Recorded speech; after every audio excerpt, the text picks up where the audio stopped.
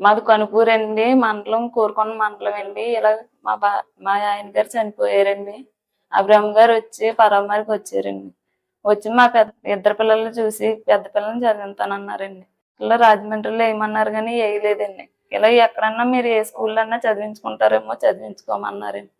చదివించుకున్నాం, మేము గాదరల్లో చదివించుకుంటాం అన్నామండి. అతను ఎంత కోర్సు అయినా పెట్టుకుంటానన్నాడండి. మాట ఇచ్చాడండి మాకు. అతను మాట ఇచ్చినప్పుడు గాదరల స్కూల్లో వేసామని చెప్పామండి. వేసామని చెప్పాక వేసుకొని మీకు ఎక్కడ నచ్చితే అక్కడ జాయిన్ చేసుకొని మేము ఎంతైనా ఫీజు కట్టుకుంటాం, మీరు మాత్రం బాగా చదివించండి ఆ పిల్లని. మా భర్త గారు చనిపోయాక వచ్చి మాట ఇచ్చారండి మాకు. మాట ఇచ్చాక మేము జాయిన్ చేస్తాంలేండి అన్నామండి. ఫోన్ చేసి కనుక్కున్నామండి. కనుక్కుంటే జాయిన్ చేయమన్నారండి.